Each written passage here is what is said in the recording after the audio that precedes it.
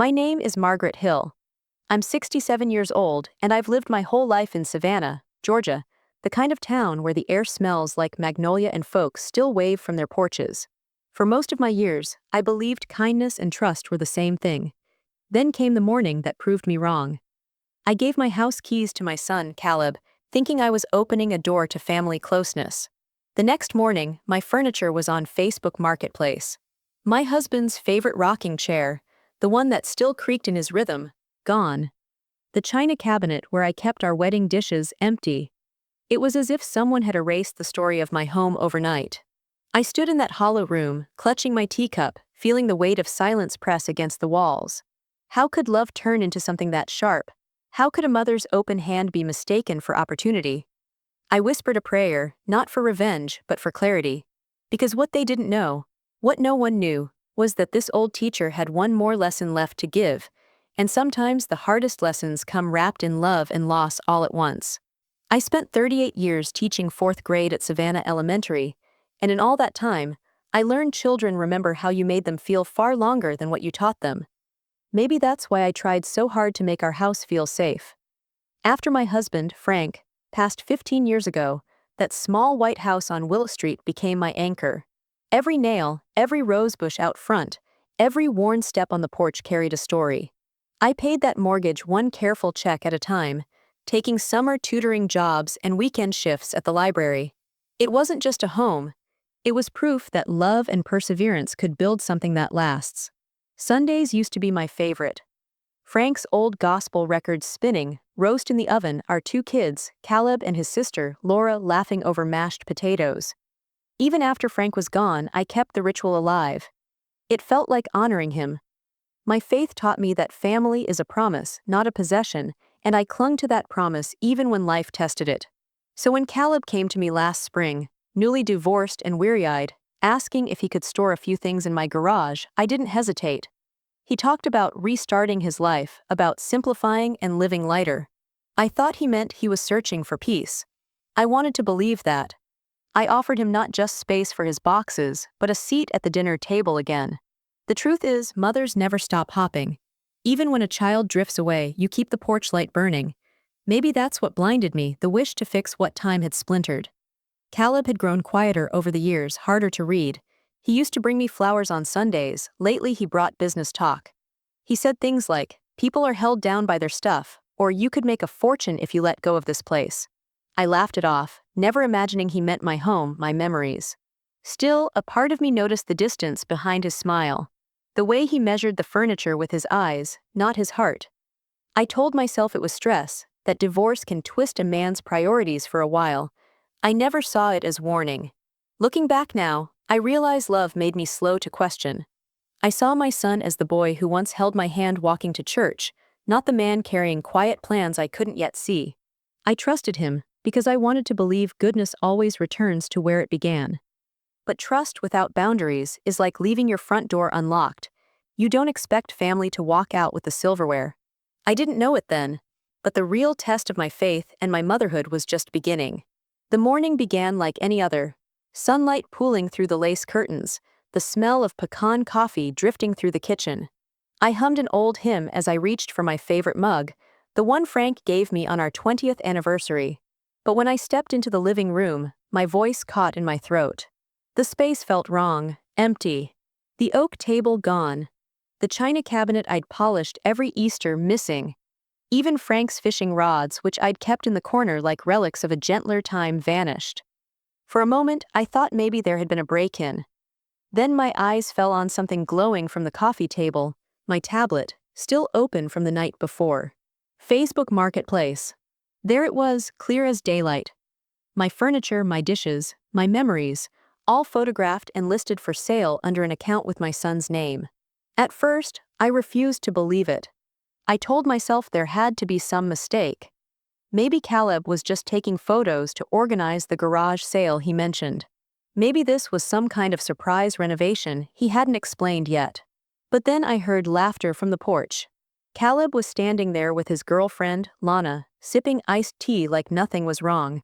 When I asked about the listings, he waved a dismissive hand.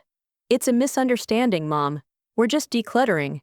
You've said yourself this house is too full of the past. Lana's lips curved into a small smirk. We thought you'd like a fresh start. Something inside me, something small and trembling, cracked open. I glanced past them, to the driveway where strangers were already loading my furniture into their trucks. You sold these things. My voice shook, not from anger yet, but from disbelief. Caleb crossed his arms. We're helping you downsize, you'll thank us later. I could feel the world narrowing, sound turning distant. Neighbors had started to gather, Mrs. Green from across the street, whispering into her phone. Someone pointed. Someone else took a picture. I called the sheriff, hopping for reason. When he arrived, he tipped his hat, listened to both sides, and finally said, "It's family, ma'am. I'd suggest y'all sort this out amongst yourselves." Then he drove away, leaving me standing on my own porch as strangers carried away my life piece by piece. Caleb didn't meet my eyes after that. Lana busied herself scrolling through her phone. The silence that followed felt colder than any winter I'd ever known.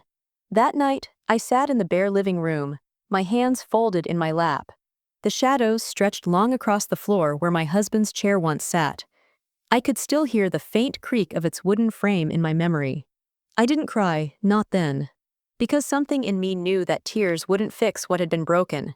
Trust once shattered doesn't mend with words. It mends with action, with clarity, with quiet resolve. So I made myself a promise. I would not shout, and I would not beg. I would think.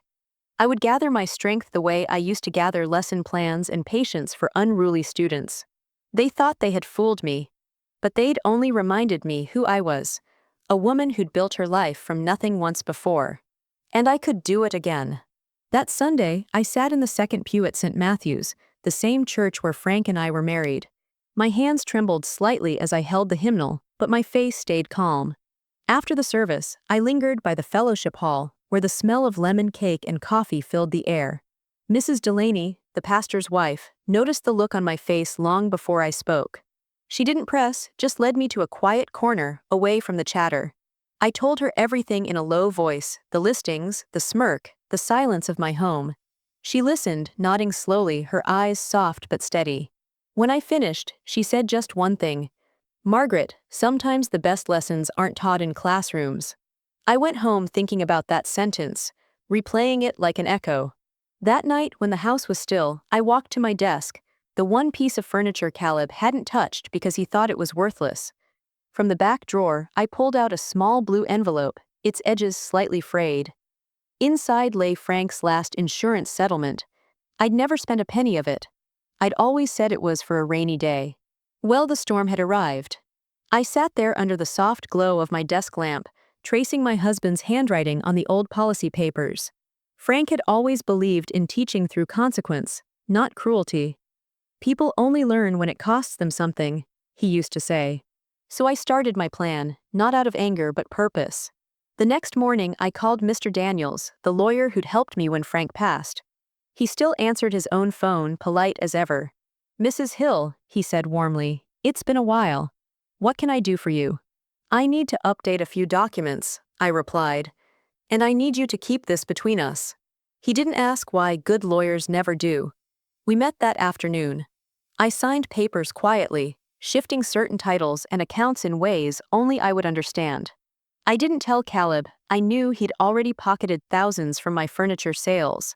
I didn't confront him about the money, or about the whispers I'd heard that he and Lana were planning to flip my home next. Let them think I was a naive old woman. Because what I was really doing, piece by piece, signature by signature, was planting a lesson deep enough that it would bloom long after they thought the story was over. I wasn't out for punishment. I was building protection for my home, my peace, and for whatever part of my son might still be worth saving. There's a kind of power in staying quiet, a strength that doesn't need to announce itself. After years in a classroom, I knew that sometimes silence teaches louder than scolding ever could. So, I folded my pain neatly inside me and began to move with purpose. The first step was simple: gather evidence. I called a few of the buyers listed on Caleb's marketplace posts, speaking in the same soft tone I used when handling parent conferences. "Yes, ma'am," I'd say. "I just wanted to confirm the pickup details for that oak table. Could you tell me what you paid and when?" Every one of them obliged, polite, even sympathetic. By the end of the week, I had receipts, screenshots, and messages printed neatly in a folder labeled Household 2024. Mr. Daniels guided me through the rest. In his office, papers spread across the oak desk like chess pieces. He explained the steps of placing my property into a living trust. This way, he said, adjusting his glasses, no one can sell or transfer anything without your consent, not even family. I signed the documents, steady hand, calm heart. Make sure this stays quiet, I told him. He nodded. Confidential as the grave. That night, I cooked dinner for Caleb and Lana: meatloaf, mashed potatoes, the kind of meal that tastes like forgiveness. I listened as Caleb talked about fresh starts and making space for better things. He didn't notice the way I studied him, the way I saw the man he'd become, chasing quick money instead of meaning. When he thanked me for being understanding, I smiled. Let him think I was still his gentle, trusting mother. Over the next few days, more things vanished: the toaster, my husband's tackle box, even a few of my old church hats. Each disappearance confirmed what I already knew: this wasn't about helping me or even helping himself. It was about control. But control can be an illusion. While Caleb thought he was stripping my house, I was stripping his access. Utilities, transferred to a new account in my name only. Insurance, updated to reflect the trust's ownership. The home he thought he was refreshing now belonged to an entity with a lawyer's signature protecting it. I began staying with my friend Evelyn, who lived 2 streets over. She'd been my bridge partner for 20 years, and her guest room smelled faintly of lavender. "You sure about this, Maggie?" she asked, handing me a cup of chamomile tea. "I'm sure," I said softly. "Sometimes you have to let people walk into their own lesson." Back at my house, Caleb kept posting listings. I could see them all from Evelyn's laptop, his captions cheerful, his lies small but steady. Every click of my mouse was another page in the record I was keeping for the day truth would matter. Each night before bed, I wrote in my journal, "It's not revenge. It's education." The words steadied me, reminded me that love isn't blind, it's patient enough to hold its ground until the storm passes. By the second week, Caleb had started asking where the electric bill was sent and why the Wi-Fi had stopped working. I answered kindly, "Must be a mix-up, dear." He never suspected that the mix-up had a lawyer's stamp and a mother's resolve behind it. The more he took, the more clearly I saw. And somewhere between the emptied shelves and the silent nights, I realized I wasn't losing my home. I was reclaiming it piece by quiet piece. At first, Caleb thought the wind was still at his back. The listings kept going up: a new lamp here, a vintage rug there, and the comments under his posts were full of little flame emojis and "great deal" replies. He walked around my house like a man surveying his empire. But empires built on lies have a way of crumbling fast. It started with the buyers. One after another, they canceled, politely, nervously. "Sorry, we've decided not to proceed," they'd message. Caleb grew irritated, blaming time wasters and lowballers. What he didn't know was that I contacted each of them quietly, with proof of ownership and a simple request for understanding. Most of them apologized, some even returned the items they'd already bought. By the third week, Caleb's charm began to sour into frustration. Bills were arriving: electricity, repairs, taxes, all addressed to me, no longer accessible to him. His card kept getting declined, his phone buzzed with reminders. I'd seen that look before: the cornered boy who used to hide his failing grades under the rug, hoping I wouldn't notice. Then came the knock at the door. 2 officers, calm and professional, handed Caleb a court notice. "Property protection order," one said. Caleb blinked as if the words were written in another language. "Who filed this?" he asked. The officer looked at him kindly. "Your mother, sir." The air in that living room turned thick. For a long moment, he just stood there, holding the papers like they might burn his hands. Then, with a shaky laugh, he muttered, "She wouldn't." But the signature, in my own careful handwriting, said otherwise. News travels fast in Savannah, especially when pride falls. Within days, whispers filled the pews at church and the aisles at the grocery store. "Did you hear? Margaret Hill's son tried to sell her house." Some told it like a scandal, others like a parable. I tried not to listen, but truth has a way of echoing. Lana left soon after. She posted some vague message online about toxic family dynamics and needing peace, but everyone knew. Caleb stopped answering my calls. When I finally saw him outside my gate, hair unkempt, eyes red, he didn't look angry, just lost. For a fleeting second, guilt washed over me. Had I gone too far? Had I mistaken discipline for vengeance? That question followed me to church the next Sunday. I found Mrs. Delaney arranging lilies at the altar, her hands steady as always. "I don't know what to feel," I confessed. "He's hurting and I caused it." She turned, eyes full of that gentle wisdom that never scolds. "Margaret," she said softly, "the truth doesn't destroy people. It sets them free if they let it." Her words sank deep, like rain into dry ground.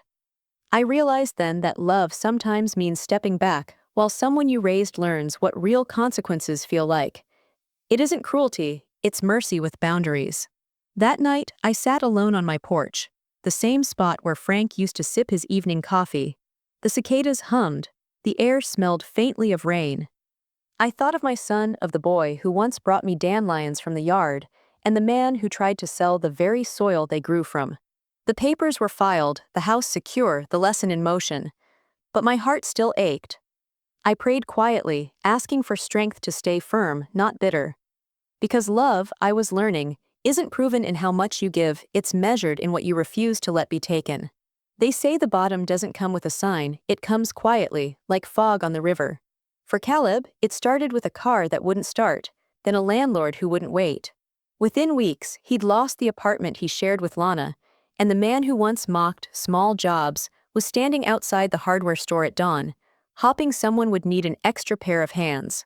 I heard pieces of his life through the whispers of town, how he'd been seen unloading lumber, sweeping out warehouses, sleeping in a borrowed truck.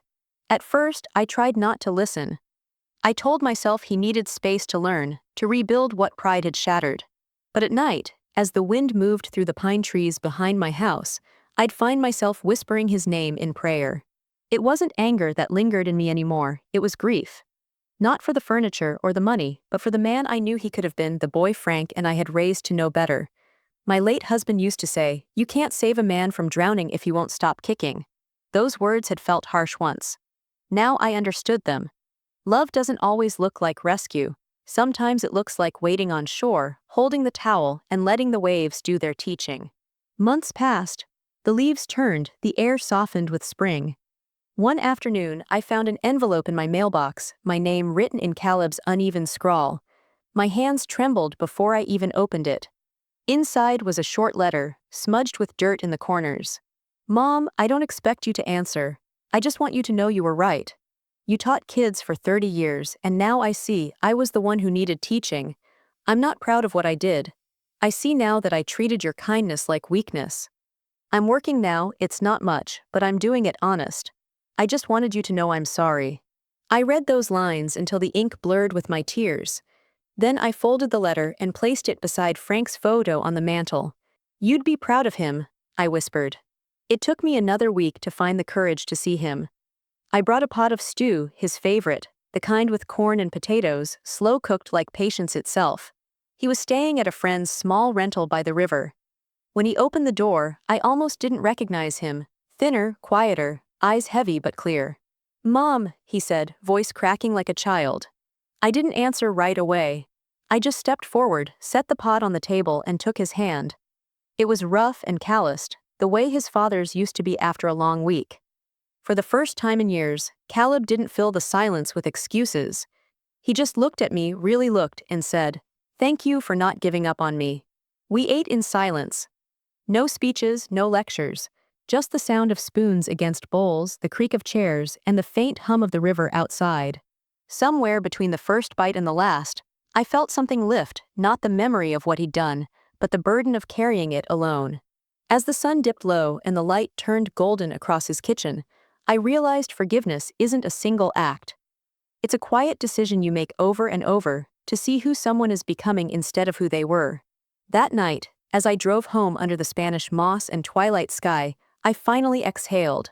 The lesson had been learned, not through anger or punishment, but through grace earned the hard way.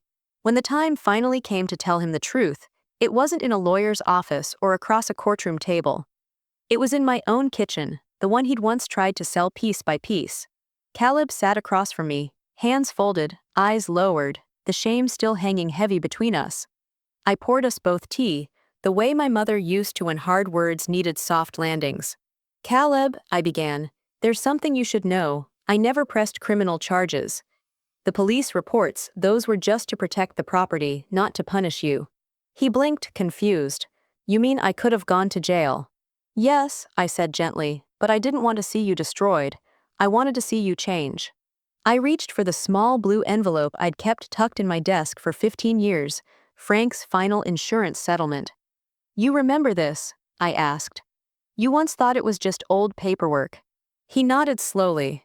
"Well," I continued, sliding it toward him, "this is what I used to start something new, a small business called Second Chances. We do home repairs and porch restorations for widows, single mothers, folks who can't afford much. I hired a few young men from the shelter. Boys who reminded me of you, smart, capable, just lost for a while." Caleb's eyes filled, his voice barely above a whisper. "You used Dad's money for that." "I used love for that," I said simply. "Your father believed in building, not breaking, and I believe the same even now." For a long moment, he didn't speak. Then he reached across the table, covering my hand with his. "All this time, I thought you were trying to teach me a lesson," he said. "But you were giving me a way back." I smiled through the ache. "Lessons are supposed to lead somewhere, son. I just wanted you to remember that redemption isn't something you're handed, it's something you work for." Outside, the afternoon light spilled across the yard, touching the new porch railings I'd had painted white. The same house he once tried to sell now stood stronger than before, not because it was protected by law, but because it had survived truth. That day, Caleb asked if he could help with the next Second Chances project. I said yes, but only if he showed up early and ready to work. He did every morning after that. As I watched him sanding a porch beam later that week, the sunlight catching in his hair, I whispered a quiet thank you to heaven. What began as betrayal had become a blueprint for grace, proof that sometimes the best justice isn't punishment at all, but education wrapped in mercy. It's been 2 years since that long conversation in my kitchen, and life has a gentler rhythm now. The house that once echoed with tension is full again, with laughter, hammering, and the smell of Sunday suppers. Caleb runs the day-to-day work at Second Chances, driving the old pickup his father once used, now with the logo painted neatly on the side. He teaches the new hires about budgeting, tools, and dignity, lessons that no classroom could ever give him, yet now he gives so freely. Sometimes I watch from the porch as he guides a younger man through a repair job, patient and calm. "Measure twice, cut once," he tells them, repeating the same words his father used to say. I see how the boys look up to him, not as a boss, but as someone who's walked the hard road and found his footing again. The same hands that once took now build. The same pride that once blinded him now steadies him. On Friday evenings, when the week's work is done, the crew gathers around my long oak table, yes, the one Caleb once tried to sell. We share cornbread, chili, and stories about near misses with power tools and porch paint mishaps.